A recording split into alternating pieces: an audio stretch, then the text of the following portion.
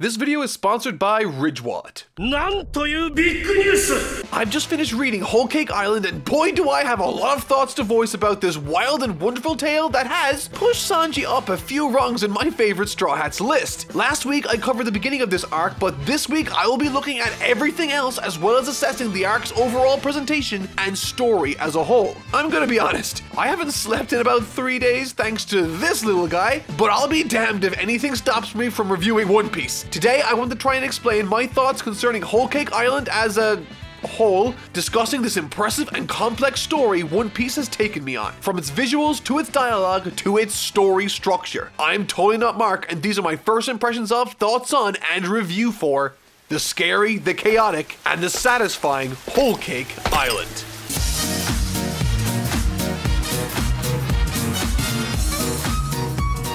So, Whole Cake Island is pretty long and great! It's almost 80 chapters in length and spans 9 volumes of my now comically large collection of One Piece manga. And over the course of the last, wow, it's been almost 5 months, I've been in what I think to be a unique position where my job allowed me to intake the entire series of One Piece in what is comparatively a short amount of time, considering the story has been in the process of being told for almost a quarter century. And so, during my time reading through the life's work of Eiichiro Oda, I've noticed a considerable amount of pattern in how he likes to write, but also his approaches to drawing manga has changed too over his career. And I think Whole Cake Island helped me get a firmer grip on what it is I love about One Piece categorically, and what it is that frustrated me about it too. Now, I want to preface this by saying that I still love this story, and I think it ranks up there as one of the best One Piece sections easily. And while I think it's somewhat funny that Whole Cake Island, being one of my personal favorites in the series, is also one that helped me see what I think is a flaw. And so in this video I will explain why this wonderful arc helped me put my finger on what it is about One Piece that might have prevented it from, in my humble opinion, being even better. However, before I get into anything regarding my opinions, I should also say that I've been exposed to very limited amounts of the anime's material outside of a few clips my friends have handpicked to share with me for the purpose of this review. So all of my opinions have been formulated from my exposure with the manga exclusively. Now, I understand what it feels like to hear things that you might not necessarily want to hear or agree with. In addition to that, to smooth over the very small amount of negativity I have in this video, I have supplied my editor with plenty of pictures of my new 10-week-old puppy called Teddy to feature in this video anytime I criticize this wonderful story. So let's get all the great stuff out of the way first. One of the very first things that stood out to me as interesting about this arc as I was reading was how it was structured. Unlike the vast majority of One Piece's stories that are tied together by one establishing main plot thread that holds the focus from beginning to the finish, this story can be perfectly split into 2 distinct parts that my friends thankfully advised me to cover in separate videos. Obviously the crew leave with the objective of meeting up with and taking back Sanji, but by the time my last review ended, the motivation for the Straw Hats had changed completely due to the events of that story. This not only felt like a natural extension of it, but also helped with the pacing tremendously. We don't have to get through almost 80 chapters of story to get Sanji back onto the squad. That mission objective is achieved not even halfway through, with the first half also laying the groundwork in characters like Big Mom's hunger pangs, Pudding's powers, and the wedding ceremony proper, to name but a few that play pivotal roles in the second half of this tale. Constantly in the second half, it feels like we're going from one major moment to the next, full of interesting opportunities for these characters to participate in and interact with 2 clear standout scenes early on, coming from Luffy's meeting with Baratie that contained a few pages a little more explicit than I'm comfortable with while sitting around my fiance, and of course the big moment that was established in the prior arcs of the story, the wedding of Sanji and Pudding. That, by the way, something funny that I noticed, on the cover of volume 86 we get a nice image of Pudding and Sanji about to be wed. Note the eye contact and height difference.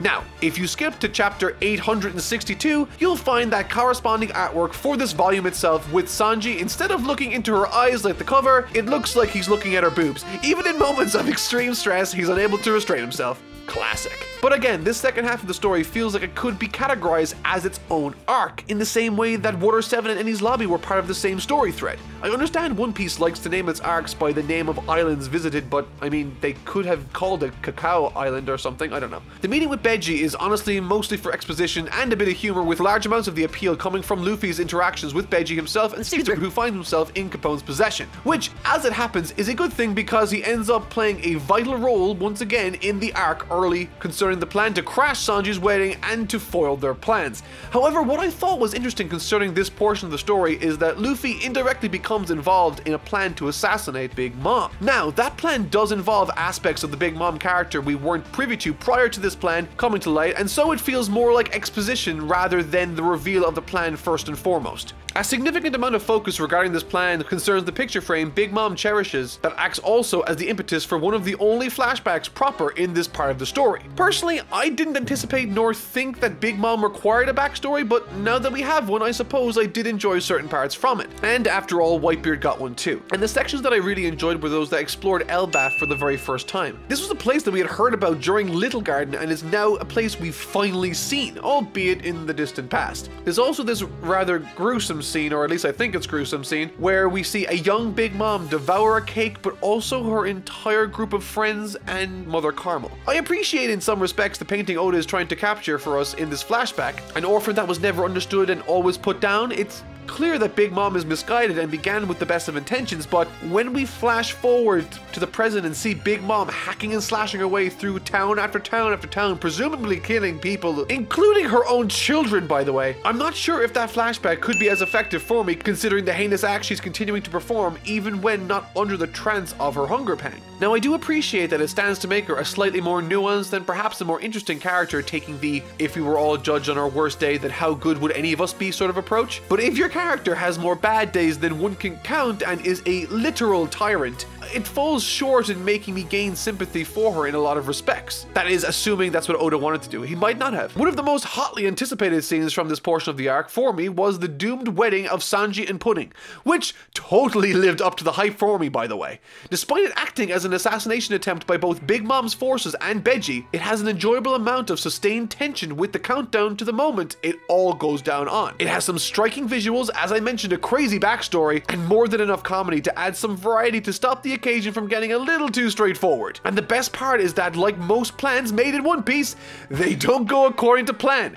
Because, let's be honest, that'd be boring, and I think in having things go awry from the get-go, not only did it make for a much more interesting and fleshed out occasion with the wedding itself, but it also served to create a set of circumstances afterwards that produce one of the single best fight scenes I've seen in this series, as well as the foundations for a structure that I found to be both easy to understand and exciting. And there are numerous highlights from this wedding, from the tense build-up to the planned enactment to the sweet and tender moments shared by Sanji and Pudding. And of course, the hundreds of Luffys exploding out of the wedding cake, destroying it, which, as funny as it was, turns out to be one of the main missteps in this arc, because Big Mom, she be wanting some wedding cake, and she's going to be saying that a lot from this point on. Something else I thought was worth mentioning was something a friend of mine pointed out to me once I encountered Pudding in the story. Apparently, she was featured in chapter 651. That is hundreds of chapters ago, which again reinforces the notion that Oda is an absolute lunatic when it comes to foreshadowing events in his story.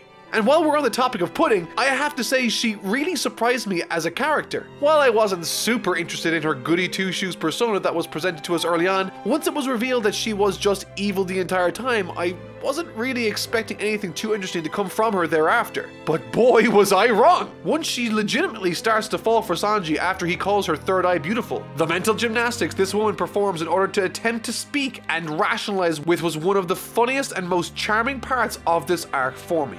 With her also playing a pivotal role on the side of good within this part of the story, she's easily one of my favorite characters introduced in any of the islands we've visited since the beginning. Something that also came to my attention during my time reading this was how strange it must have felt reading week to week for a lot of people. Being exposed to only one half of the Straw Hat crew at any given time, splitting them up in Dressrosa and once again in Whole Cake, I'm actively aware that I'm in a rather unique position where I can dedicate half of this year to catching up on this series, and as a result, I bulldozed through it. I was only reading the start of Dressrosa a few weeks ago, but for some of you watching this, you must have gone years without seeing some of these characters you've grown up with, and I wonder what that must have been like. In saying that, I thought Punk Hazard suffered from having too many characters, and I definitely think splitting the crew into a more focused group was a good idea. But I bet there were a lot of you out there that were during this time missing Zoro for the 2 years Oda spent on Whole Cake Island. I suppose I'll get an idea of what that might be like as I get caught up to this series later this year. Back to the wedding, however, there's a rather awesome set of circumstances that Sanji shares with his family, and more specifically, his father, who, when faced with the truth of the occasion, breaks down into tears, a broken man. And while Sanji's relationship with his father and brothers doesn't come to the forefront again after the first half of this arc, it gets a bunch of noteworthy instances where either Sanji is a hero for wanting to save his family, where they actively provide Sanji and the Straw Hats cover in trying to escape the wedding, and later on in the high seas within Big Mom's territory, but most importantly to me was the decision Oda made to not have Sanji forgive his father, for them not to make amends, and for him to stay firmly in the corner of Zeph. These are incredibly complicated emotions to be explored as a piece of side dressing in this arc, and I thought it was both hugely enjoyable and fit perfectly in that position. The clear highlight, however, from this wedding for me was the scene where Jinbei officially resigns his allegiance to Big Mom. On top of it already having terrific tension due to the risk factors involved with asking this of Big Mom, what's interesting actually about this is that we get a greater insight into how Big Mom's powers actually work, and that is, they only work if you're scared. And because Jinbei doesn't fear her, he gets one of the most badass lines I've heard, certainly from his character, and maybe even the entire series. As he hands back his sake cup, he says, "A man who will become a crewmate to the future king of the pirates cannot afford to tremble in the face of a mere emperor." Woo! Gonna need a sensu for that one. Despite the rest of this wedding aftermath contributing hugely to my enjoyment of the arc, the rest of the story is where I think it shines brightest. Certainly in the chase scene section that promotes a ton of interesting offensive and defensive techniques in tandem with a plot thread that splinters in the most fun way I could think of. And while I think the emotional highs were observed in the first half of the story that I covered last week, the tension and the action is at its highest in this part, thankfully. One of the reasons I love how this entire story expands and progresses is largely due to a concept in art which is called context drives form. It's a simple idea, and what that means in a nutshell is that the events from the past inform and help design the outcomes later. In other words, the wedding goes bad, therefore Big Mom chases the Straw Hats. Therefore her forces attack the Straw Hats, therefore Luffy is forced to improvise and overcome. Everything works as a building block informed from the prior events. And this is just one example of how and why the plot works and flows so well in this portion of the manga for me. However, it's not without something I took issue with. You see, there's a specific callback to the bomb Luffy accidentally sent to Big Mom in a box. Now, when this was set up way back at the end of Fishman Island, I was very excited. This is quite literally Alfred Hitchcock's bomb under the table analogy in action across a detailed and sprawling world. Simply put, if you put a bomb under the table and say it's going to go off, there's a tension that's established between the story and its audience. And ever since that bomb was put in motion, I had anticipated it showing up at any moment. Coating the pages of every interaction with Big Mom was a palpable tension concerning when the bomb might show up and go off. I was certain that it might inform an action by Big Mom towards Luffy, or perhaps it might even show up and the Straw Hats might leverage it for their own gain. But none of this happens, however. Instead, the Straw Hats, for the first time that I can think of, were literally beaten and about to lose without any options. This is when, through sheer coincidence, in circumstances surrounding the bomb's explosion, it indirectly saved the Straw Hat crew. To me, that is extremely convenient and slightly disappointing, considering it was something that was left lying there in the back of my mind for so long. But then again, I suppose not nearly as long as it was for all of you. With that said, however, it's not a big deal, and the arc picks right back up from that point and right up until the very end. And while this section of the story does concern a certain donut-loving strong boy called Katakuri, what I am most pleased with this section for is its dedication to giving the other members of the crew tremendous utility. Because the plan was to get in and get out, not to get into conflict with Big Mom, was imperative. And so Luffy is reminded that the priority is to escape. I mean, they don't even have Zoro, one of their best fighters, present, so it only makes sense. And I really like how this arc too expresses interest in making sure it wasn't another one of those arcs where they mosey on up to a new town and defeat their strongest before ascending the pecking order yet again. These specific circumstances will require strategy and preparation. Certainly not something they can all just dive into flying by the seat of their pants, despite Luffy really wanting to at times clearly. Specifically during this midpoint of this section where Big Mom relentlessly chases them down across her territory, now in a panicked, mindless frenzy thanks to her hunger pangs, she becomes a real force of nature to contend with. This section specifically climaxing with a wonderfully clever and visually impressive lightning shock from Nami to Big Mom, utilizing her own strength in Zeus against her. However, during this chase scene, I was beginning to get a little worried for one specific reason, and that's Big Mom. While in this state she presents a very impressive and frankly scary force to oppose and threaten the Straw Hats with, she is also not nearly as interesting while she is in this state, rarely stringing together more than 2 words outside the realm of wedding and or cake. Because she wants the wedding cake Luffy destroyed, she loses all of her personality and ability to talk in any sort of introspective way with other characters. This is why all she does in this arc is chase and fight, which on its own did provide some incredible moments moments like when she was attacking the Sunny, or more specifically, when Pedro, who gave up his life in a scene that was honestly way more emotional than I was expecting, having only just met this character a single arc ago, coupled with some illuminating flashback sequences picturing Roger and a young Pedro together. It was a really tragic set of scenes that really I wasn't prepared for, and thankfully this fantastic pacing continues despite the absence of a personality-driven Big Mom, and that's largely thanks to a number of characters, the most popular of which being the coolest middle-aged man to ever live with his own mother, the second son of Big Mom with a bounty of over 1 billion, it's Katakuri. So, what are we waiting for? Let's get my thoughts on what I might consider one of the best fights in the series. Luffy versus Katakuri.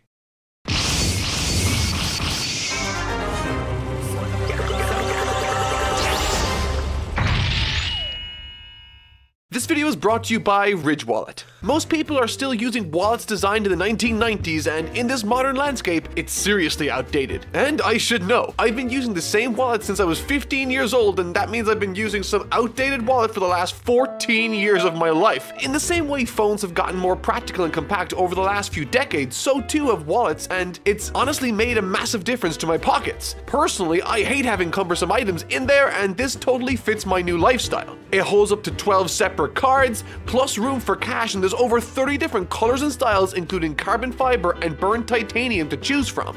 And if that wasn't enough to win you over yet, check out their 30,000 5-star reviews. The durable nature of each of these wallets comes with a lifetime warranty, so in theory you could buy this one wallet and carry it for life. And the Ridge team have told me that they're so confident that you like it that they'll actually let you test drive it for 45 days. That means you can send it back for a full refund if it's not up to your own standards. Right now there's a special offer going where you can get 10% off with free worldwide shipping and returns. And you can get all of this by going to ridge.com/notmark and using the coupon code NOTMARK at checkout. Link is in the description.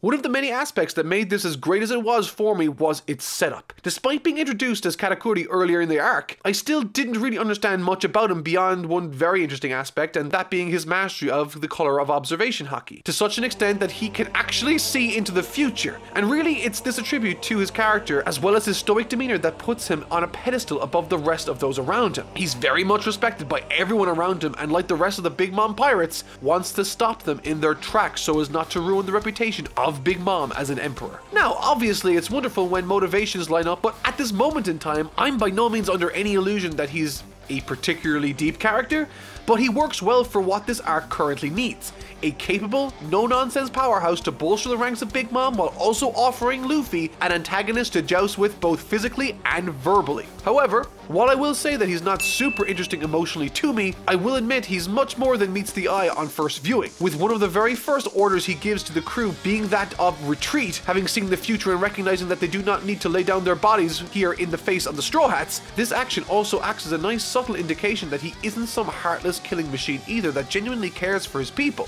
Certainly not something you would see the vast majority of One Piece antagonists ordering. And these are just the building blocks really to the setup which I think stands as the best start to a fight in this series for me, bar none. Having been relentlessly pursued by Katakuri and with his crew on the verge of defeat, Luffy makes the ultimate save by grabbing him and dragging him into a mirror dimension with him, throwing him to the side and shattering the mirror behind him. Luffy will not leave anyone hurt his crew, and so he's forced Katakuri to contend with him. Luffy may be trapped in there with Katakuri, but he's also trapped in there with Luffy. It's a wonderful opener in the bout, and that's honestly served well in equal part by the opening and the environment of the mirror dimension. Used as an arena where they can clash as much as they want, coupled with the odd instance here and there where we get to learn a little bit more about Katakuri as a character, not being the awesome cool guy everyone thought he was. This fight offers tons in the way of entertainment, lore, and connecting threads as this story races towards its conclusion, utilizing broken shards of mirror to act as communicators, very short flashbacks concerning Rayleigh and Luffy's training, and comedic moments to demonstrate Katakuri's humanity, culminating with a finish that is perfectly fitted for a contest between an individual that can see into the future and one that is currently learning to, with Luffy exclaiming that he will be the person who becomes the Pirate King, and Katakuri remarking before falling that Luffy is looking very far into the future indeed. It's a great piece of dialogue and finished beautifully by Luffy placing his hat over the jaw of Katakuri.